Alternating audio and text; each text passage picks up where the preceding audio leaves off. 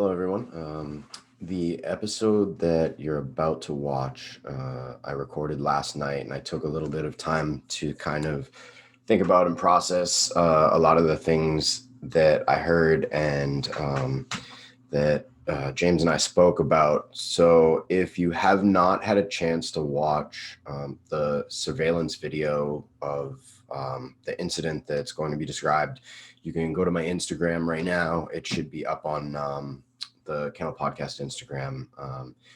I don't have a ton of videos up there, so you should figure out which one it is pretty quickly, and just kind of take a look at the incident and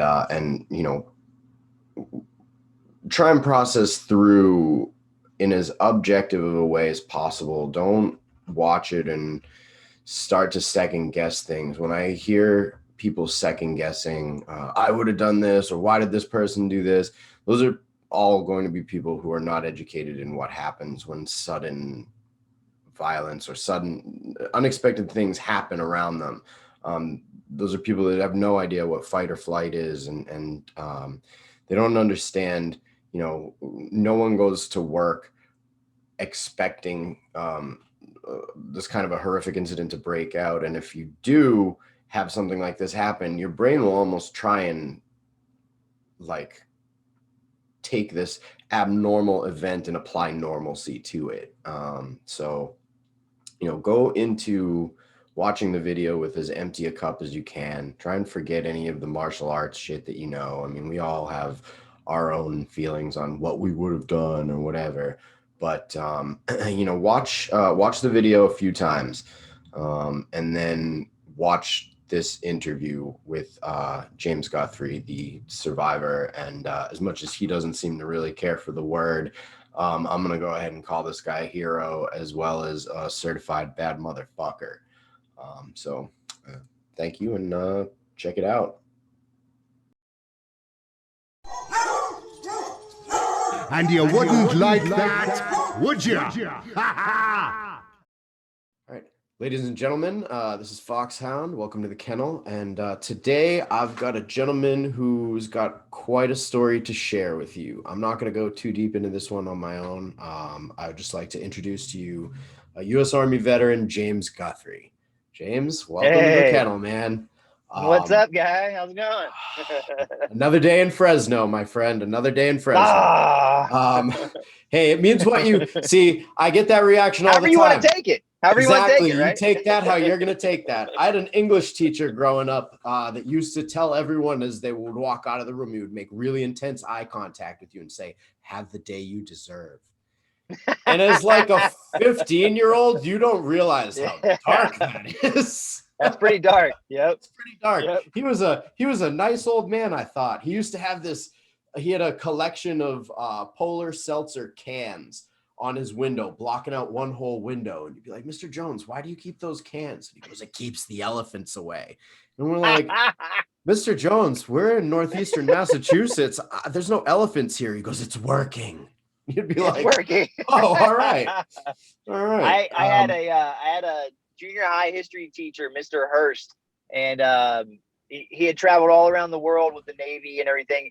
And this dude was so awesome. If you got into an argument with somebody in the class, he would pull out a box of boxing gloves and go, "All right, which ones fit who?" And literally, we'd be duking it out in class, man. It was awesome. But you know what? You didn't argue with anybody. Like, you start arguing, he'd be like, "Are you going to do it?" And then he would egg it on. He'd be like, "Oh, what? You can't handle it? All you can do is just throw words at each other. You can't throw fists." Like, he would egg it on, bro. And then you'd be like, finally you'd be like, "I'm doing it." And you guys would throw like 2 punches, and then you'd be like, "Oh, okay, never mind. I don't want to fight you." And then it'd be over. And then you'd never argue again. That's a good teacher as far as I'm concerned. Yeah. But I was born in the first half of the 80s, so I have a different point of view from people born after that, I think. Anyway, man, I would like very much for you to share the story that you have to share with our audience. Yeah, I guess a lot of people have seen this crazy video that's been going around. I hear it's gone viral. I don't understand those terms. I'm not that kind of guy, but anytime I hear virus, I just assume they're going to shut down the country. years. I know. It's like a trigger word now, right? So I need a safe space. Yeah, man.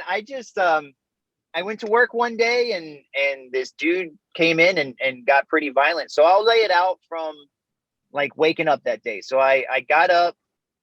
And usually when I wake up, like a lot of people, I lay everything out. I'm real OCD about getting dressed because I'm a licensed concealed carry permit holder in the state of Florida. So of course I'm going to carry a gun with me and whatever. And I'm also like I hate using this term, but I'm also like a prepper, so like I like having gear and stuff with me just in case, like you never know, a go bag and all that. So There's quite a anyway, few people listening to this, myself included, that are right there with you. yeah. And I mean, it's got a bad stigma these days because of stupid TV shows and everything else, but there's nothing wrong with having a set of things that you may need if something bad happens. Like, you never know. And I live in Florida, like the weather changes on a dime all the time. Like you go from it's 100 degrees out to you got a flash flood all of a sudden. Like, so you just never know. So, I always try to be as prepared as I can. And plus I'm the kind of guy that like, if weird things are going to happen around me or around somebody, it's going to be around me. So I always carry like a full blown, I went to paramedic school in the late 90s.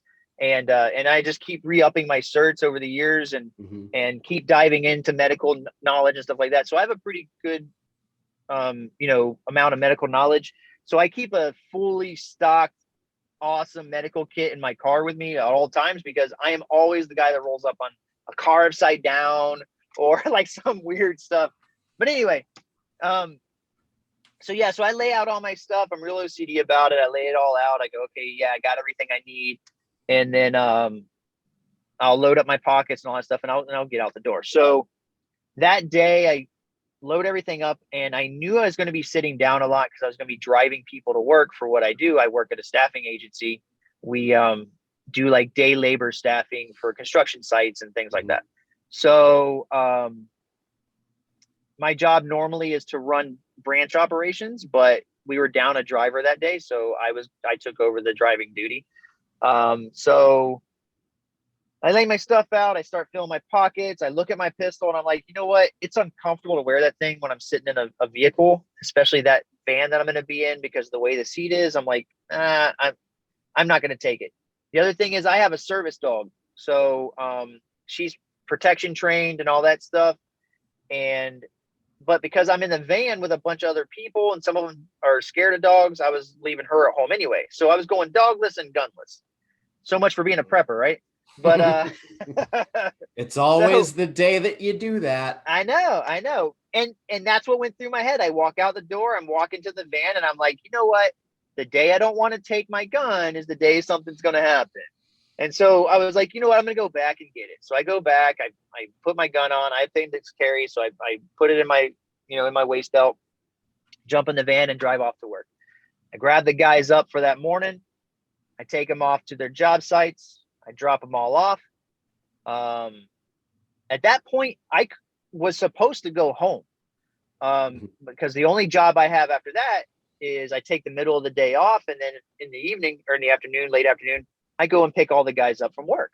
So the reality is I was supposed to go home, but I was like, you know what?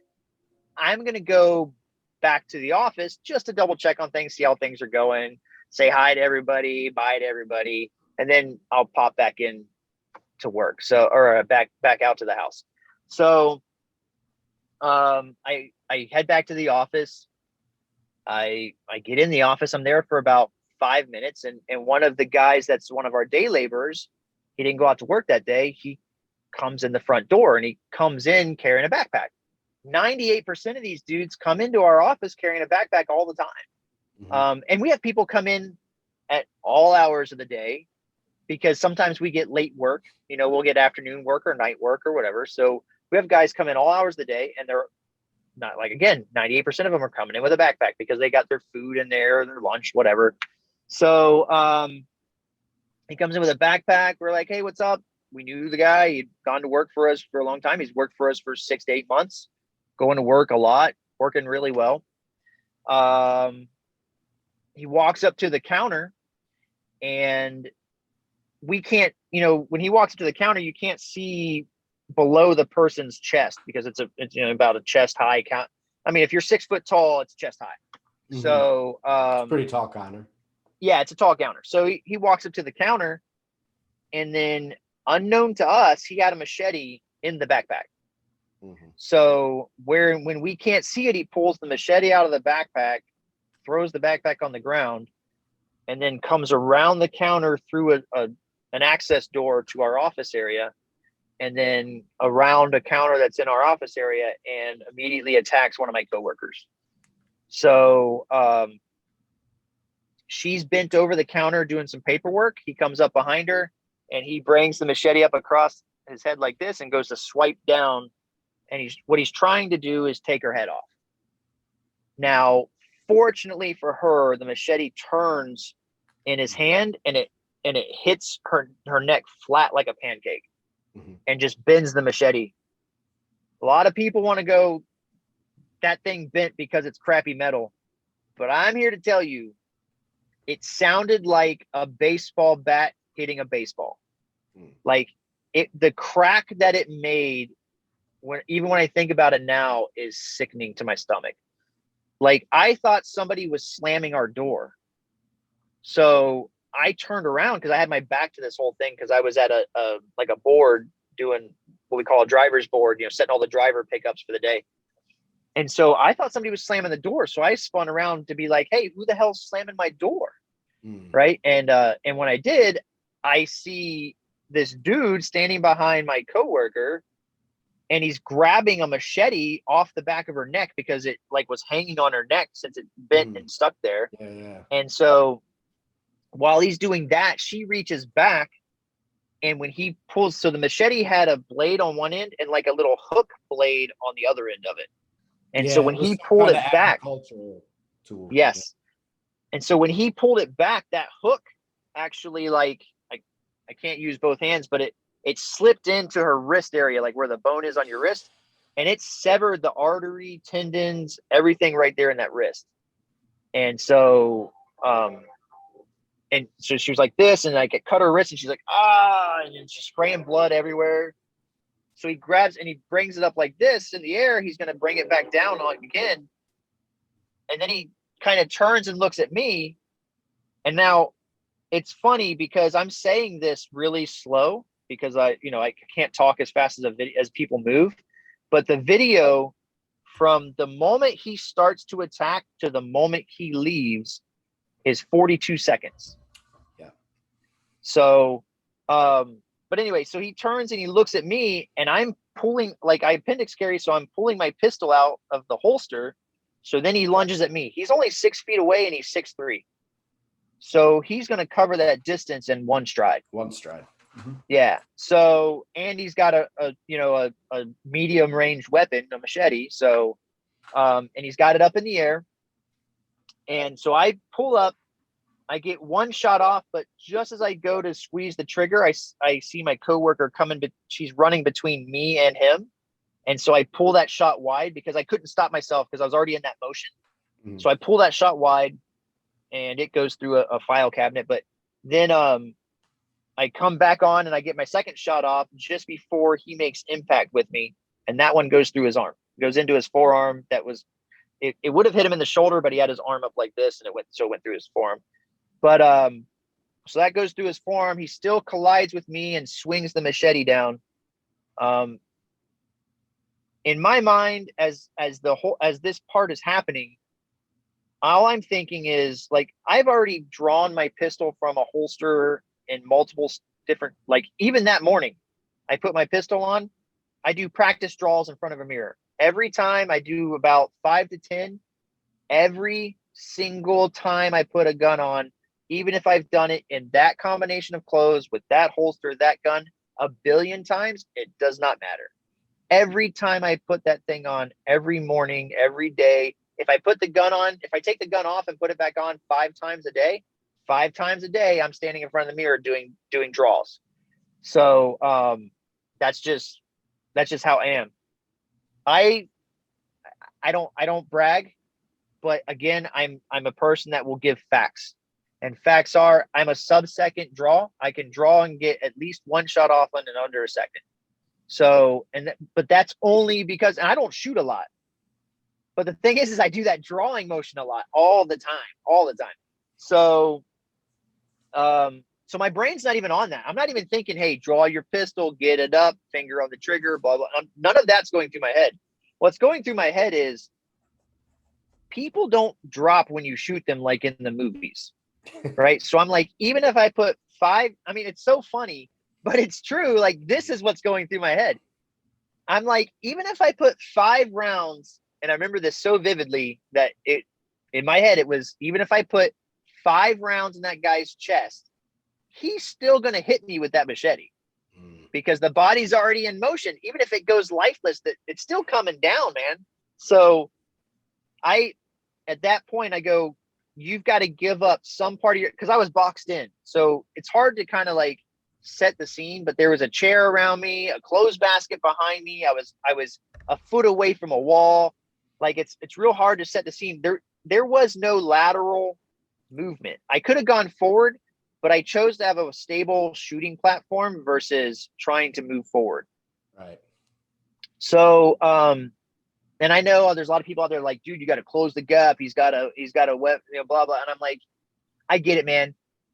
I did what I did because that's what I did. Am I amazing at tactics? Maybe, maybe not, but I'm here to tell the story. So obviously whatever I did worked. It worked. But, exactly.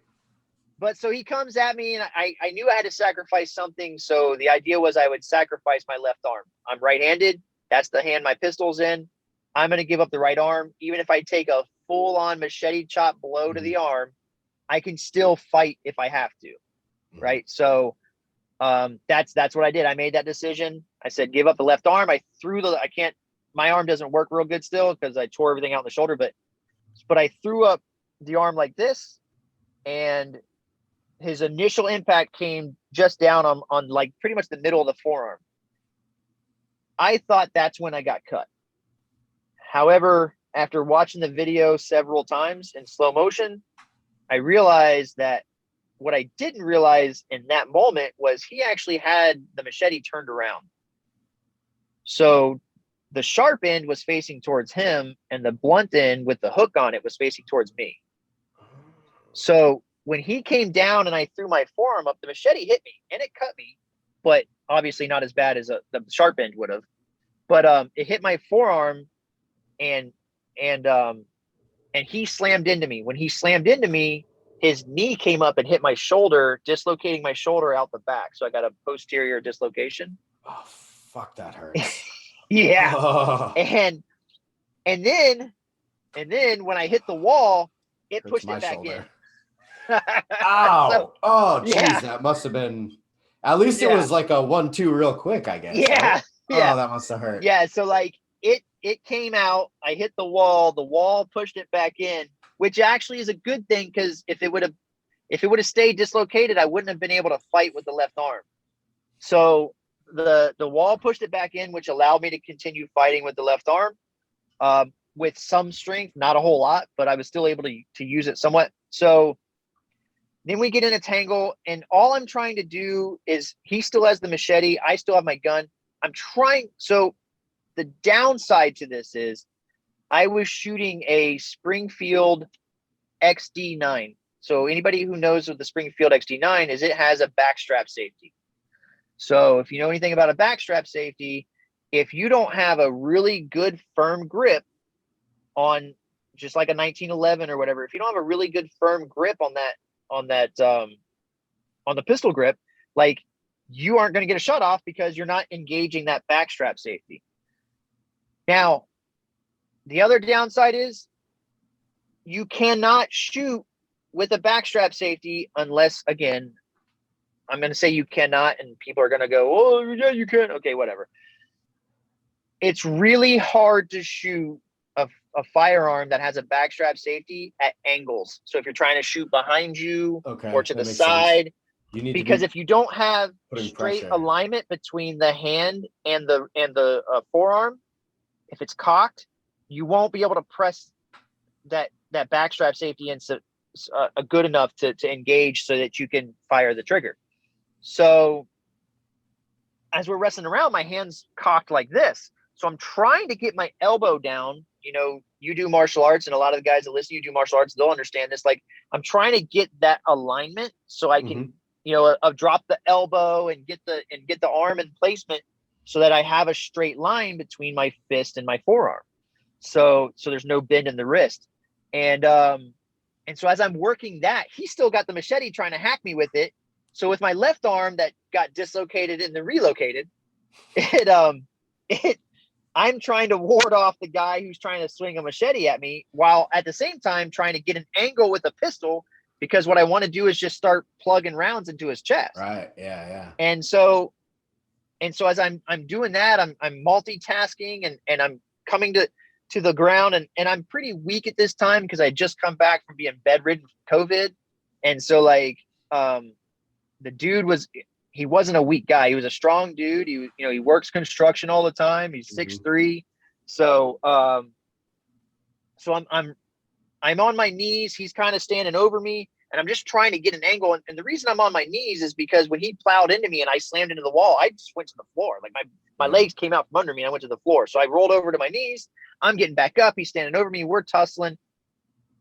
And it really pains me in the heart to say this, but I lost control of my firearm. So the gun hits the floor. And when the gun hits the floor, he dives for it. He's got the machete in his hand, and I see him diving for it, and I'm like, oh shit. I'm sorry. Oh darn.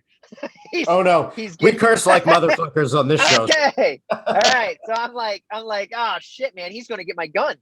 So I'm like, now I'm in panic mode, trying to figure out something to do. And again, it's all over split seconds, you know? And so like, I'm trying to work angles and maneuver, and you know, if you stay stagnant, that's how you get injured in a fight or even die. So I'm trying to keep moving. All those stillness is death. Yeah. Keep moving, you know, new position, trying to figure all this out. And he's still got the machete. So I'm also trying to still get the machete. Now at this point, the adrenaline is still really high, but anybody who's been in a fight knows that like your adrenaline does this, right? So you get tired. Yeah. Couple so like seconds my adrenaline's and you're really like, high. My adrenaline's really high, but again, I just came off of COVID, bedridden for 2.5 weeks. Like, so it's literally like I'm taking a skydive off Mount Everest. That's how my adrenaline feels. It is just tanking. And all of a sudden, out of nowhere, my left arm gives up. Like it doesn't want to work anymore. So I lose a lot of like power. And I'm like, this is not good. This is not going to work out well. But I'm still trying to get the machete from him, get something from him. Like, so now he's got the machete in one hand and the pistol in the other, and he's kind of down on the ground. I'm starting to come a little bit higher, and he brings the pistol up and it points right at my face. And he's now pointing my pistol at my face. I'm looking down the barrel of my gun, and I'm like, oh shit, dude, you're going to fucking die. I'm like, he's going to pull that trigger and the bullet's going to go through your fucking head. And I'm literally in my mind, I'm seeing what's going to happen to me. And as I'm still moving and trying to, you know, fight and everything, like all this is going through my head. And I'm like, and the weirdest thing, and some people understand it and some people don't, but the weirdest thing happens to me in that moment. For a fraction of a millisecond, I was okay with it. Like, I felt this overall comfort. I was like, okay, like you're never going to see your family, your friends, your loved ones ever again. This is it. You're done. All right, I'm done. Okay, pull the trigger. Let's get it over with. Right. So I kind of just sank into this, like, I'm ready to go. And then I felt this, and I don't, you know, anybody can believe what they want. I personally, I'm a religious person. I'm Christian. Like, I believe in God. And I swear to everybody, I heard the voice of God. Like, he literally spoke to me and he was like, nah, man, you got to fight. And he's like, dude, if he kills you, he's going to take that gun and he's going to go use it to kill other people. because that's the kind of person he is right now. And so, and that just fired me up, man. The left arm came back on. It was like I literally felt like a lightning bolt shot through me when I heard this voice. And my left arm came back online. I had strength again, and I just parried the gun. And he was doing the same thing. He was also finding out it's hard to pull the trigger if you can't engage the backstrap safety. Yeah. So that's what saved me. so he's like, so I parry the gun, and then I just drive into him, and I just start trying to work things. Finally he gives up the gun. It drops. I'm not 100% sure. I'd like to say, yeah, I did a John Wick and it hit the floor. Like, nah, man, it somehow hit the floor. I don't know. Like, and then, I did one of those Hapkido, like, pressure points, man, and the thing just dropped.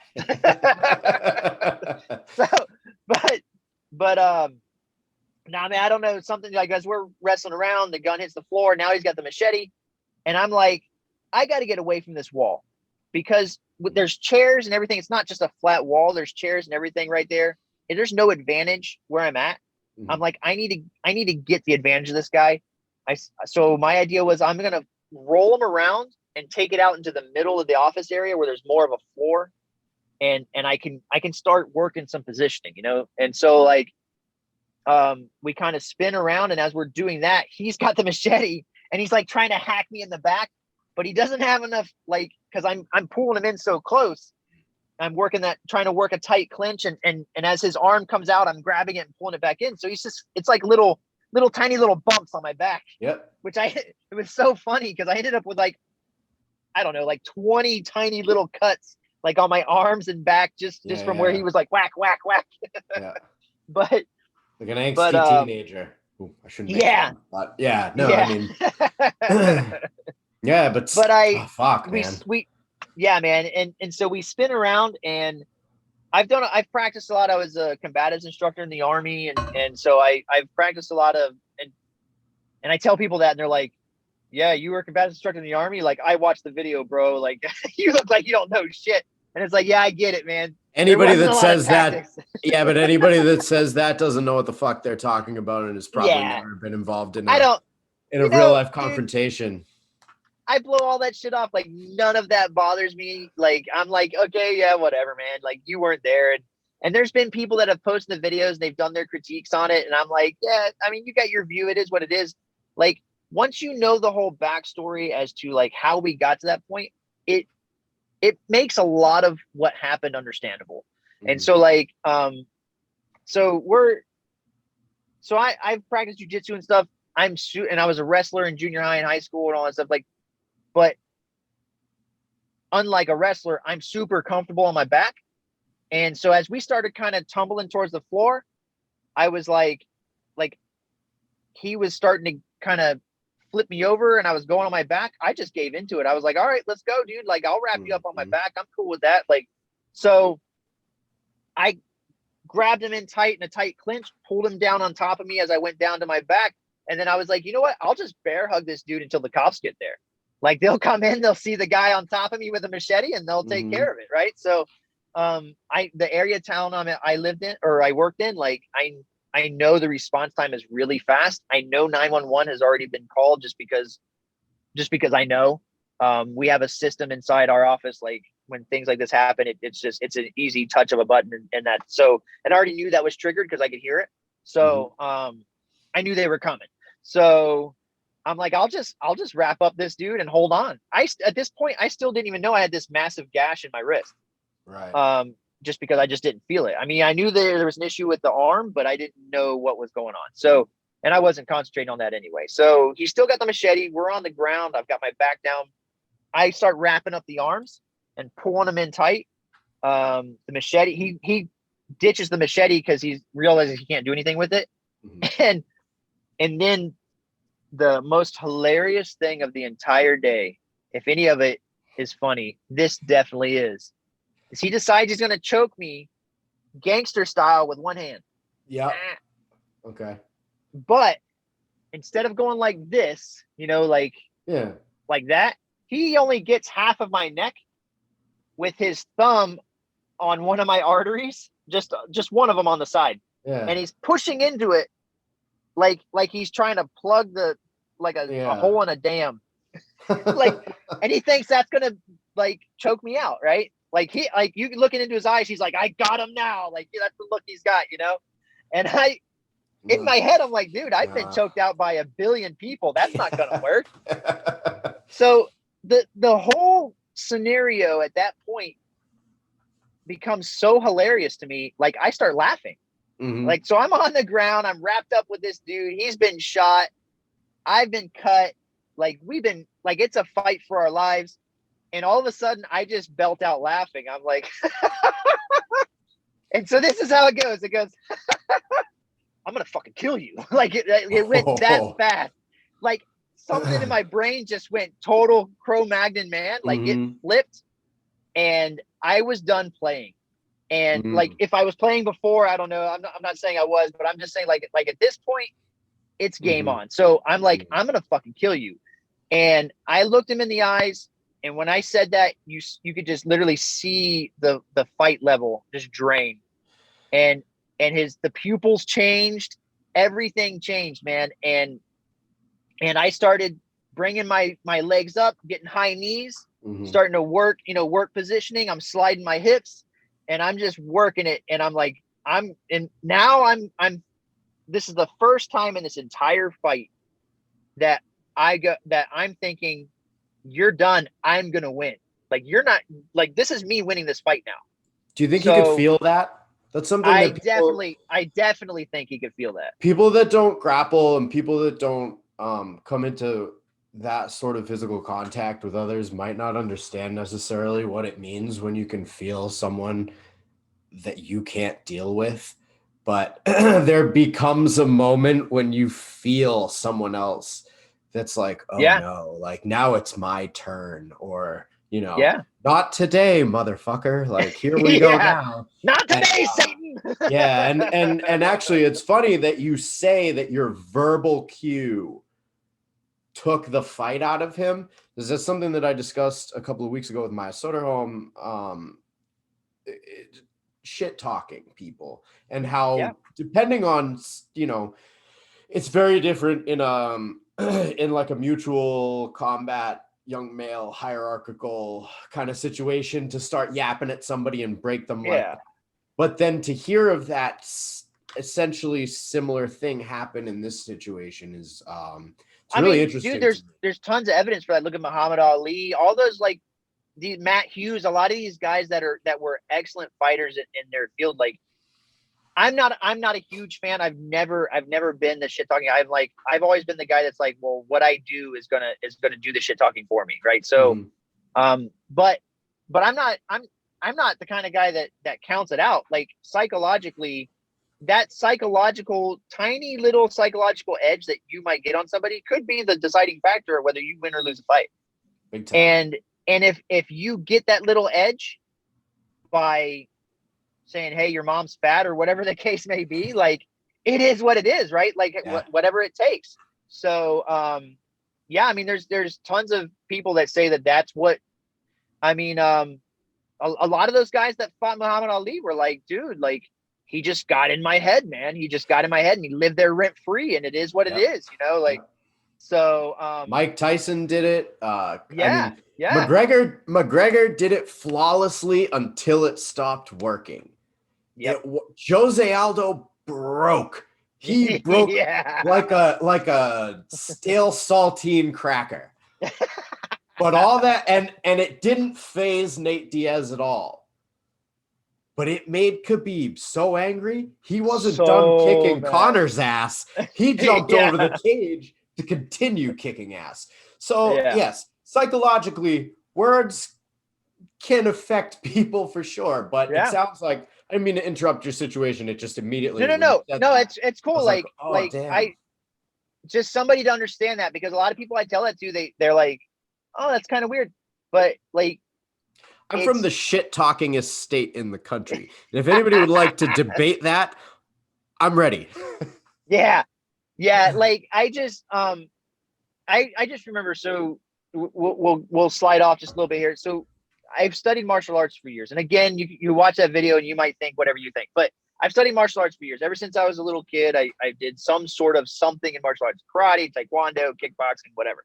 So, years ago, I had a kickboxing coach, and when I first started learning how to do kickboxing, I had done karate and taekwondo, so I thought I knew how to kick. But kickboxing kicking and karate kicking, totally different styles of kicking, man. You're using like different muscle groups and different angles and like all that stuff. Like it's like going from karate to boxing. Like you like in karate, like how often do you use angles? Like I guess a little bit, but like I just don't think it's as much. Like, but in boxing, it's all about moving to get the angle. Right. Same thing with kickboxing and stuff. It's all about like trying to get that tweak. So and maybe I'm right, maybe I'm wrong. I don't know. That's just been my experience. But so I had a kickboxing coach, and I will never forget this. He would tell me. So when I first started, I kicked the bag, and we just do like a front snap kick. You just do it over and over and over. You do 1,000 of them a training session. So like we just do them over and over and over again. And he would stand there and he'd watch, and he would go, "Hey, mean it." And you'd be like, "Well, yeah, I'm kicking the bag. I mean it." And he'd be like, "No. You have to mean it." He'd be like, "Hey, I want you to tell the bag you're gonna kick it." And you'd be like, "What?" And he's like, "I want you to look at that punching bag, and I want you to go, I'm gonna kick you, and I'm gonna kick you hard." And I'm like, "What? You're crazy, man. It's a punching bag." He's like, "Just do it." And you'd be like, "All right, I'm gonna kick you. I'm gonna kick you hard." And he'd be like, "No, mean it." And I'd be like, "I'm gonna kick you. I'm gonna kick you hard." And he'd be like, "Nah, I don't feel it." He's like, "I want to feel that you mean you're gonna kick it." And I'd be like, "I'm gonna kick you. I'm gonna kick you hard." And you'd be like, "Kick it." And I'd kick it, and the bag would just swing. And you'd be like, "Oh." He's like, "That's what I mean to mean it." So, Let me see and your like, war face. yeah, that's exactly Ah! what it is. Yeah. Yeah, man, that's Yeah. exactly what it is. That's But like, shit's real, man. and until you get in the shit, whether it be a competition or whatever it is, like you don't like that kind of stuff. You just don't understand like the psychological effect of truly meaning to hurt somebody, or I mean not necessarily hurt somebody, but to win a fight. Like and and the only thing I can relate it to is like if you're like, let's say you play basketball and you're up by like 50 points, like is there a lot of drive to keep playing the game?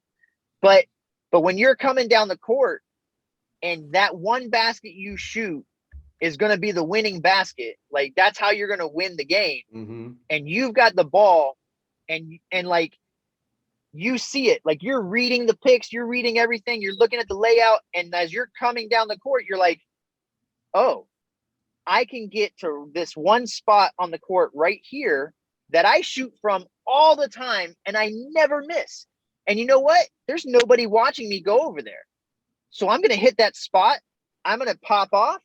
It's going to go swoosh, and we win the game." Like, and you see that move happening, like that sense of, I'm going to win this game. This is how this game's going to win. Like, that's the only thing I can relate to. Like, you have a definite, what's going to happen. That is exactly how I felt in that moment. And so I'm like, I'm going to fucking kill you. I feel it. I meant it. And then I start vying for position to get on the attack. And like you said, I firmly believe he, to his bones, to his core, he felt that. And he was like, "Oh shit," because everything in his demeanor changed. His whole body posture started softening a little bit. He actually created distance between us. Like he started to stand up because he was ready to bolt.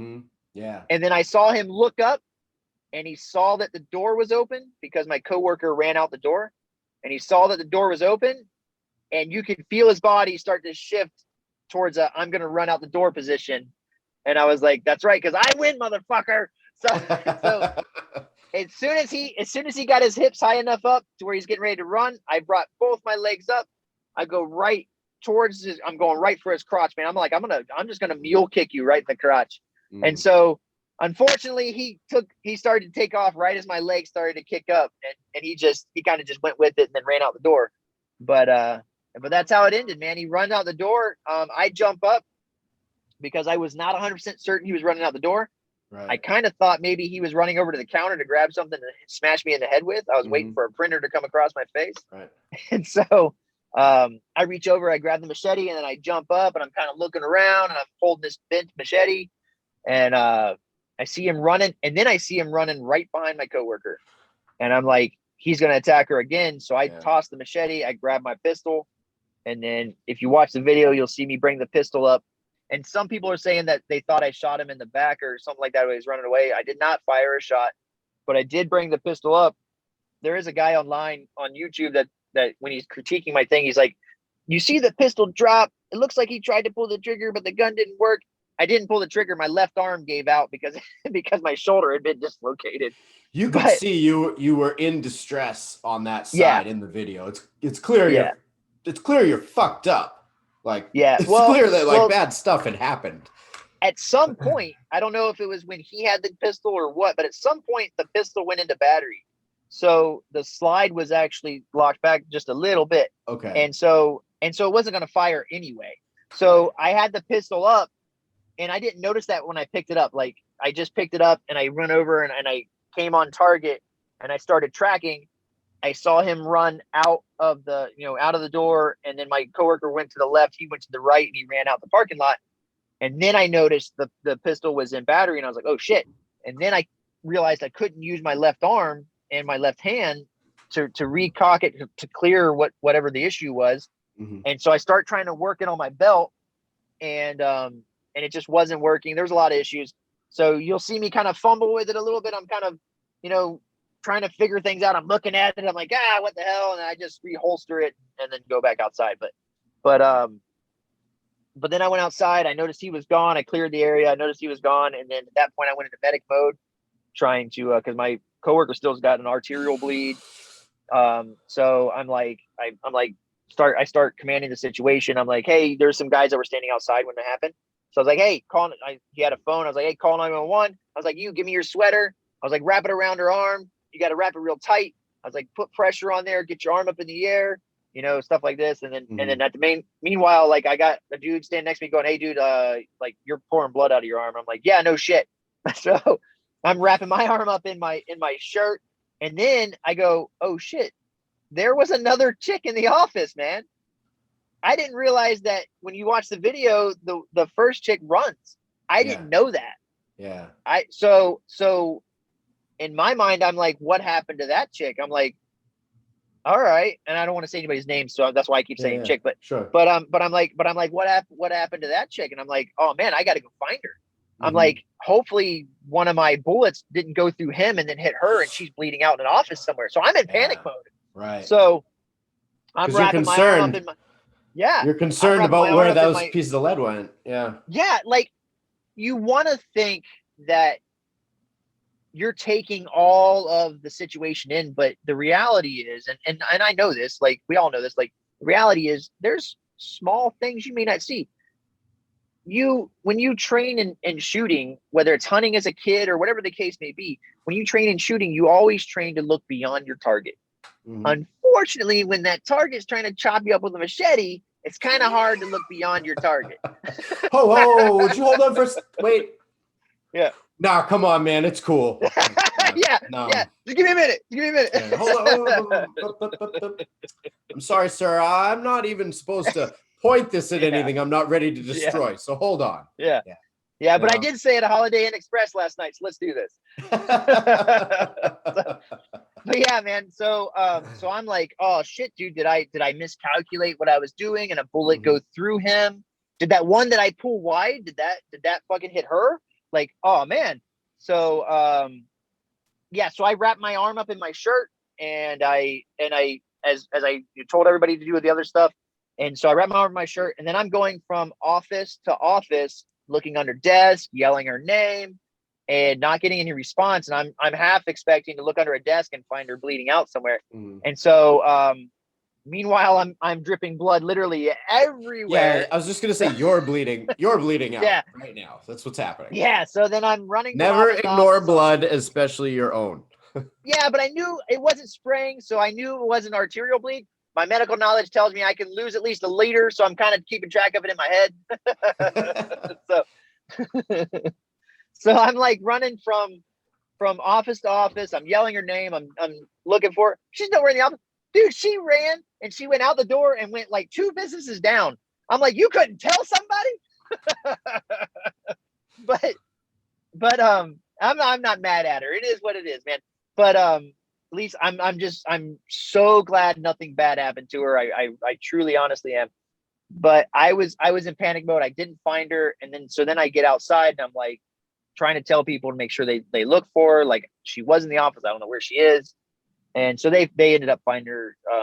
They called her on her phone. She had her phone, and they ended up finding her down the street. But yeah, and then the paramedics came, and the cops came, and it's legal to have a firearm, and it's pretty evident what happened. There was a ton of people there saying what happened. So they asked me where my gun was. I told them it's appendix carry. They came over, they took it from me, which I knew they would. Mm-hmm. And now they're holding it in for evidence, and nobody's oiled it yet. So it's going to be a big rusty piece of shit when I get it. God damn it. God damn it. So if anybody listens to this that knows a gunsmith that wants to hook a brother up, like, I will ship it to you so you can do whatever needs to be done, because I know it's going to be a big rusty piece of shit when I get it. Oh, man. That's, isn't that the way, huh? Yeah. It's almost like you got punished for doing the right thing. Oh man, what are you gonna do? So yeah, so then we go to the hospital, and then he ends up in the trauma center, the mm-hmm. trauma room, like 2 rooms down from us, and we're all getting worked on at the same time. I don't know. At that point, like, when you see guys, because the world that I'm in is not actually trying to kill one another, even in the really competitive for money world, when you wind up in the hospital next to your opponent, you're like, how you doing, buddy? I'll press your morphine button for you. Like, whatever. I'm pretty sure I'd go over there and choke that motherfucker out with his nasal cannula. I mean, you couldn't see him. Let me fix a cannula. Yeah. Well, that's the thing. When I got to the hospital, we arrived at the hospital with 1 police officer, and then 2, 3, and then it got up to 5. And I'm like, why is there so many cops? Something's going on. Something's going on. So I was like, hey, what the fuck is going on, right? And so the cop came over. She's like, look, we got you. Don't worry. But he's 2 rooms over. But he's got just as many police officers with him. And I'm like, I'm not worried. Yeah, bring them all. You're keeping me from him, not the other way around. At this point. Yeah, like, bring him in here. Let's just go ahead and get this over with. It seems like once the momentum swung, and actually not even the momentum. One thing that people don't, I think, grasp also in a situation in real life is, like, he knew there was going to be a fight before you did. You didn't know there was going to be a fight. That guy had to prepare himself in all kinds of ways, whether it was a mental break or whether he was just, fuck these guys, fuck them today, or whatever happened. I don't know. I don't pretend to know, but whatever happened, that man was in a fight before he walked in that building where you didn't know you were already in that fight. Well, maybe not, but he brought and I only say that for one reason. When he left, I was not there, and he was under the impression I was not going to be there. So I firmly believe the only reason he decided to come back and do that, and now this is just my opinion, but the only reason he decided to come back and do that was because he thought it was going to be 2 easy targets. Okay. And when he came around that counter and he realized, oh shit, right, I got to deal with him too. There's a man here too. Like, the game plan went out the window, and it was like, all right, what do I do? So he went blazing for her, and then was like, and I, again, my opinion, when I try to be objective, and I withdraw my personal feelings from a situation, and I look at, and I've watched the video, I guarantee you, at least 100 times. In slow motion, fast motion, all these, zoom in, zoom out, everything. So, and when I see that, like, and I try to get in his head, like, his actions and how sloppy those actions were, the blade turning in his hand and all these different things.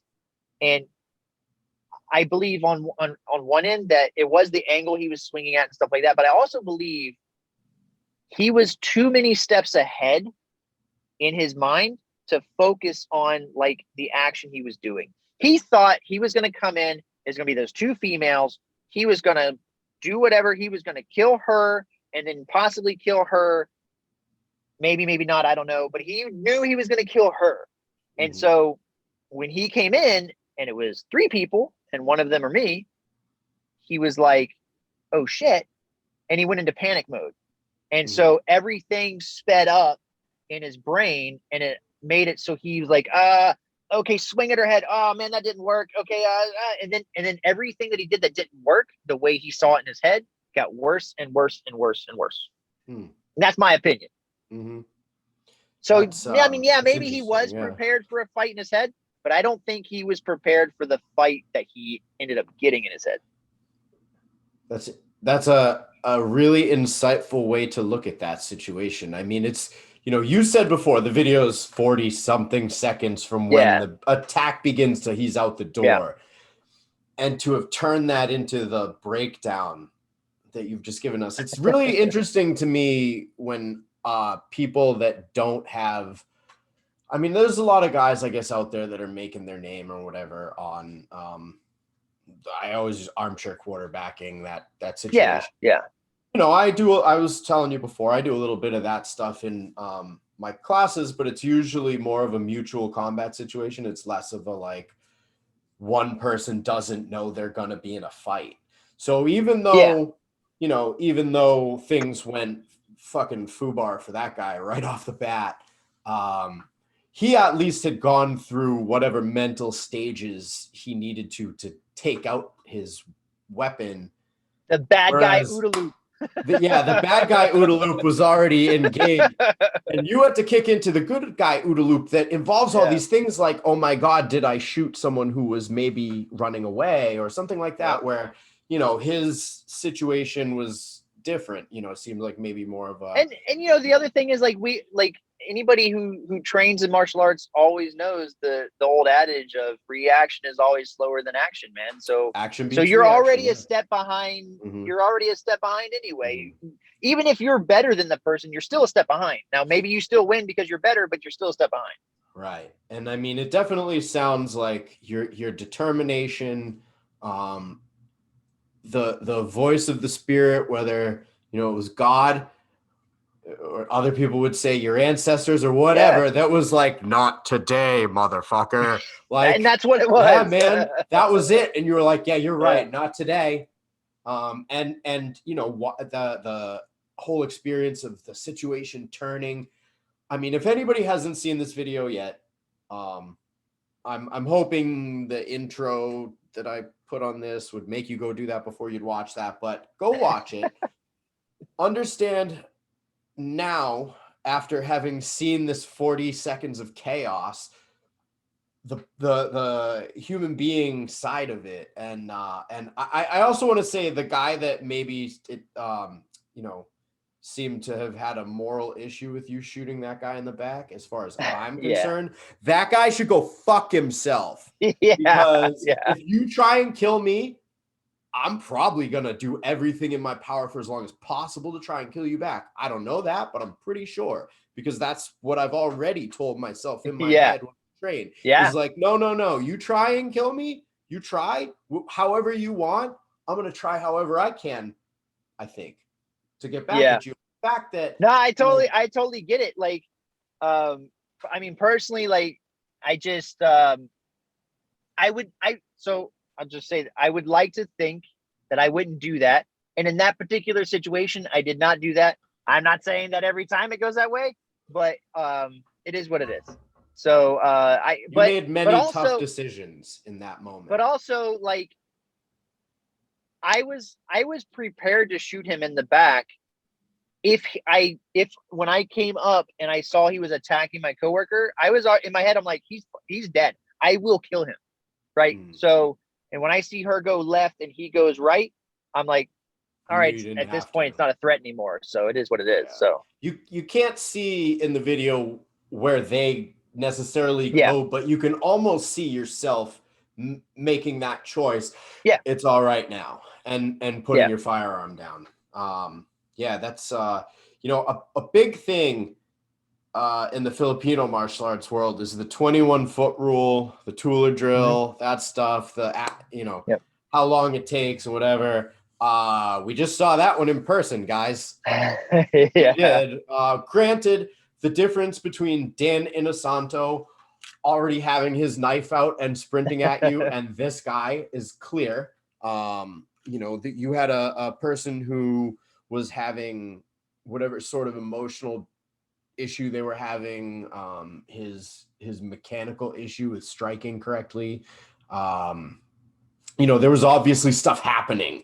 But that's also the danger of taking something like that 21-foot rule and making it, oh, well, I'm just dead. Might as well not even try and get my gun out. This guy's gonna, no, you did what you trained to do. You got your draw, and and the fight will be what the fight will be, you know? Exactly.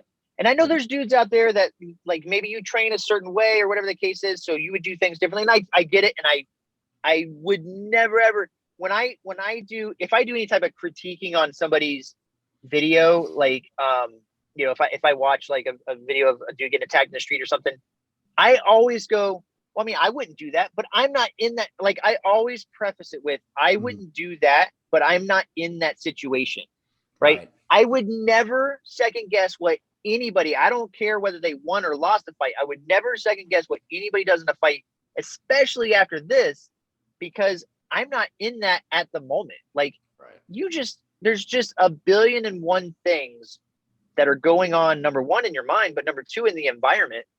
Like, you can sit there and have 500 people in the same exact situation and run the same scenario 500 times each, and I guarantee you each time is going to come out different. Like, in some way, shape, or form, because something's going to change. Maybe their right foot slips 3 inches to the right when they took a step that time that it didn't do the first time. You know, like, who knows, man? So it's just, you can't sit there and be like, like, I love these dudes that when I read these comments, they're like, I would have taken him out, man. I wouldn't even have drawn my gun. I would have closed the distance, hip tossed him. And I'm like, you're badass, dude. Maybe you would have. I don't know, but that's just not me. I pulled my gun and fired. So I have seen hundreds and hundreds and hundreds of stick fights and aluminum blade sparring matches in, I don't know how many, over 1,000, right? I have seen very few people hit a fucking catch the arm hip toss.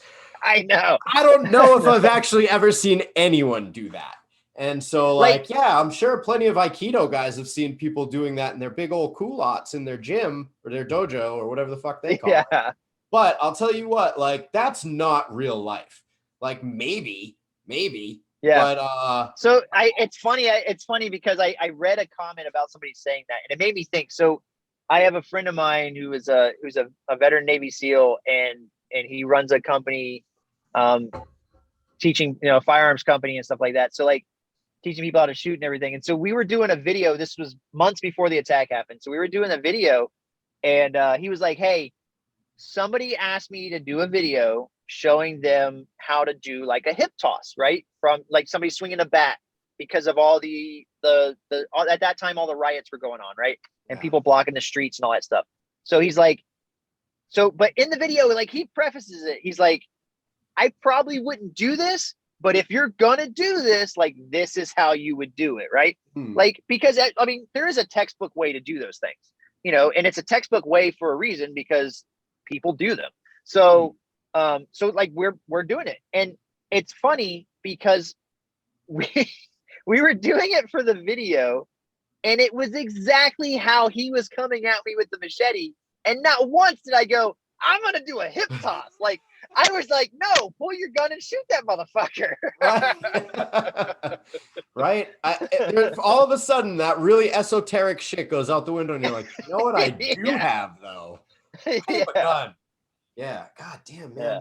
That whole situation from the outside is crazy to watch, without any kind of real background knowledge, but then like, you know, to hear the way that you go through it and to hear your willingness and openness to talk about things like that, like most human beings, to be honest, I mean, that guy literally picked like the fucking wrong day and time, because most people, and you know,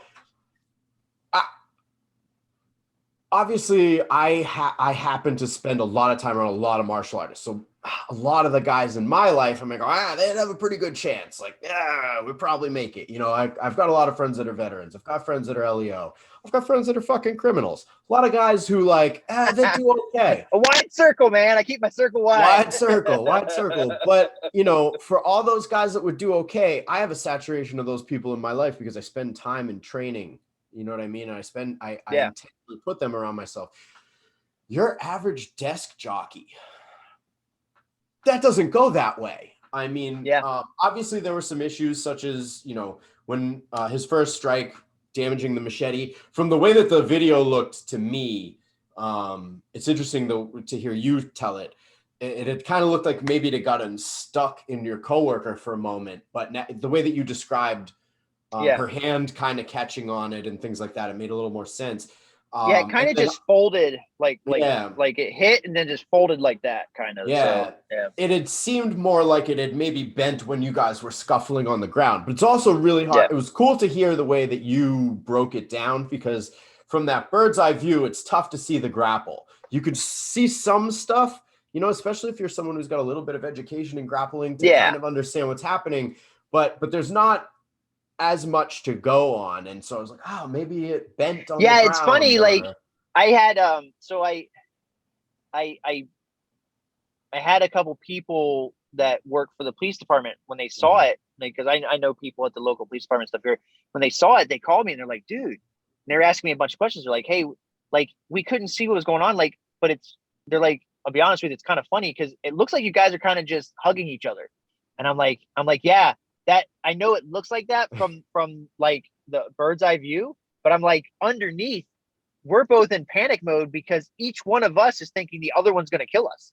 Like, so you have two weapons. We're vying for position. Yeah. Right. There's two weapons in play. And something that happens with human beings when there's weapons in play, a lot of the times is the monkey trap, right? Yep. People that aren't familiar with the concept of a monkey trap, the idea is if you were trying to catch monkeys for food, you'd dig a hole and you'd bury a jar with a thin, a narrow neck, but a wide base, and you'd put a piece of fruit in there.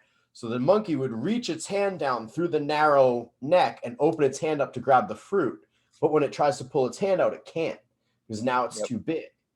And what'll happen sometimes in stick fights, or at least from my personal perspective, is that you hyper focus so much on getting the weapon back that you'll ignore other things happening around you. And so I'll hold on to somebody's stick and then just start punching them in the face. Yeah. And sometimes they'll even put two hands on the stick. Or another thing that'll happen, it's a like ridiculously common thing where when each guy has only one, and you wind up in a grapple, and then you come out and each guy has two ends. Like, I have an end of this stick and an end of this stick, and so do you. And we're in this weird moment. And the thing that I was taught pretty early on is pull hard and let go. Yeah. When you let go, the other guy goes, ha! Because now he's got it. And he's so happy. Yeah, exactly. Yeah. And as soon as you let go, just punch him in his face. Yeah. You know, and then go from there, because you go, I got it. And that's when you're vulnerable. So the concept of now you have two deadly weapons immediately in play, and you can't play that game. It's one thing with a stick. I'm playing with it's a fucking stick. It's not the same thing. But now you have two of the things that have killed more people than disease, on the ground in play. And you know that he knows it's there. Obviously you knew some things about the operation of that firearm that he didn't, and whatever other issues came about, but that was intense. I'm ready to go. I want to run around the block.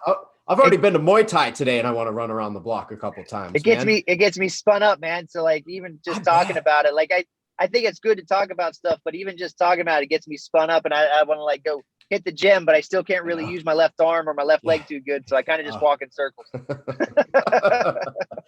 Well, that's another thing that really it impresses me very much, the willingness that you have to talk about the situation and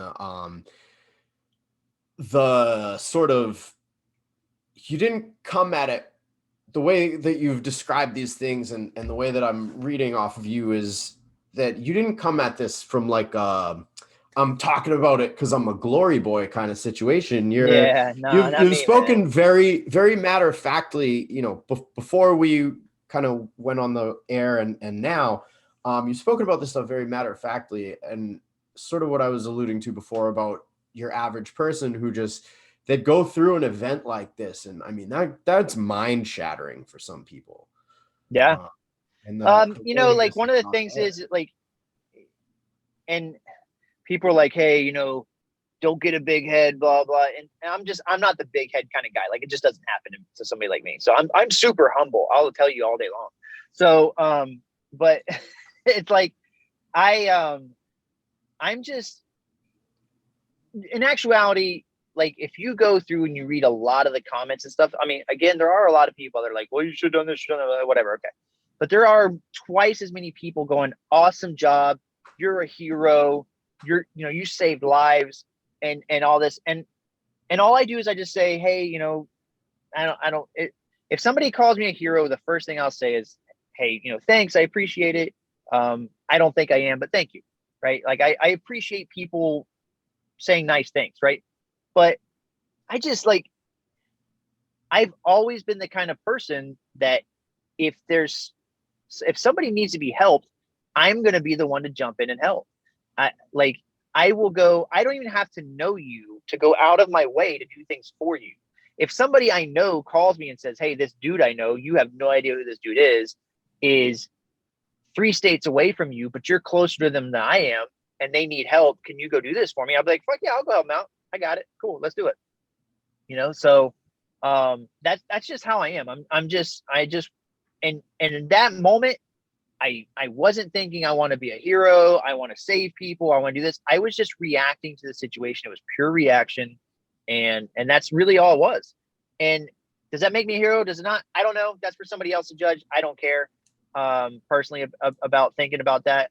I just know that I did the best I could with the crummy situation I was given, and I came out on top. So it is what it is. But as far as talking about it, I've just, you and I were talking earlier, like, I just feel like you got to get stuff out, man. I've had friends over the years, very close friends over the years that, committed suicide. 22 veterans a day are still committing suicide, and a huge portion of those are committing suicide because at some point they feel like they can't talk about what's wrong with them. Whether it's things they've done, things they've gone through, things they've seen, whatever the case may be, they just feel like there's not people out there that understand them and people out there that they can talk to. And so they shut down, and that stuff festers, man. And it's a demon in your soul, man. It just eats away at you. And then eventually it's going to try to get out. And unfortunately, some people just end up taking their life because of it. And so I, like, personally, I've always felt like I'm not gonna get beat like that. Like, I'm not saying I'm any better than anybody else that's committed suicide or anything. I'm definitely not saying that. All I'm saying is you got to get that stuff out. And I don't want to go out that way. Like, so because I don't want to go out that way, I will talk more than I need to. I will tell my story all day, every day. And then when people are tired of hearing about it, I'll just talk to myself about it. I just feel like we just got to understand that, you can still be a man and tell a story. You can still be a man and share feelings. You know what I'm saying? Like, it's not unmanly, like if you think I'm not a man, look at this beard. You see this beard? Like, I'm not the bearded woman at the circus, man. So like, you can still I'm not be touching like that a with a man's 10-foot man. pole right now, but you still can be a man's man and a manly man, an alpha male and whatever, and be sad sometimes and share stories and talk about things that bother you. Like we can still do that. It's okay. You know, and if you feel like you got to do that in a circle of other men, then just find you a circle of other men. You know, like whatever it takes, like you just got to get it out, man. Don't let it sit in and fester and let it defeat you like that, man. That's just, you know, got to do what you got to do. So fuck yeah, bro. That's a really important message. And despite, you know, the fucking badass story you told, I think that's one of the most important parts of what you've had to say today is that, and sometimes you just got to talk about it. You got to find your circle and you got to find those people that you're willing to, or that can, you know, that can show you that they understand or that can at least show you that you've come to the point in your life that you've come to because of the experiences that you've had, and to be able to share those things with people is really huge. So yeah, and you know, so man, another thing is just real quick, man, like Mhm. on that note, if there's anybody, and I know there's a billion people out there that tell you this, but for me, it's honestly true. If there's anybody out there that's listening to this, that it's either them or somebody they know or whatever that feels like they need to talk about something. It doesn't have to be that somebody that you know, somebody attacked you or something. I mean, whatever the case is, that you feel like you don't have somebody to turn to, somebody to talk to. I have a cousin of mine that 3 weeks ago committed suicide. He walked out on his front porch and shot himself in the head. And the Fuck, man, person I'm that found his sorry. body was his daughter. So his daughter that lived next door to him heard the gunshot and went out and saw his body. That's So intense. like, it's, dude, I don't wish that on anybody at all. You know, so if you feel like that's how your head is going, dude, reach out to me. Send me a message, whatever the case may be. I'll give you my personal cell phone number. You can call me up anytime, day or night. I'll talk you off the ledge, man. Like, maybe I can relate to what you're going through. Maybe I can't. It doesn't matter. And maybe I don't even need to talk to you. Maybe I just need to sit there and listen to you talk. It is what it is. I'll do it. Let's get it done. And you know, I am a Christian man and I believe in God, but I'm not going to preach to you unless you want me to. If you want me to, I certainly will. I'll do it all day long. But if you don't want me to, I'll be an ear for you to listen to you and somebody for you to talk to. You know what I'm saying? And just get that stuff out. So. Oh yeah, my friend. Well, I know you seem to not be all that looking to be tagged with the H word, but I'm gonna go right the fuck ahead. I'm gonna say you did some real heroic shit that day, and it sounds like you're continuing to be willing to do those things for other people. It's all good. I keep my cape in the back seat, so it's okay. Awesome, man. Awesome. Well, James, thank you again so much for coming on Yeah, here, bud. man. I'm really glad that you know, you responded to my message and you were willing to come on. Yeah, man. And I feel really honored to have had you on today. Thank you very much. Yeah, anybody else that wants me to tell my story or you know, wants me to listen to theirs, I'm up for it. Let's do it. Like, I'll do it all day long. I don't really do much. You know, I'm kind of just sitting around. Some guy tried to chop me up with a machete, so I'm kind of just sitting around hanging out, taking my time right now. Oh man. Well, hey fuckers, find this guy. If you need him, find him. I can point you in his direction. I appreciate Thank you all it. very much for checking this one out. This was a special one for me. All right. Thank you, sir. Now go get your key to the city. I know they're waiting with it. Yeah, I gotta go to this party, man. People are waiting on me. Excellent, dude. All right, Excellent. bud. Have a good night. Thank you. Signing off. Thank you.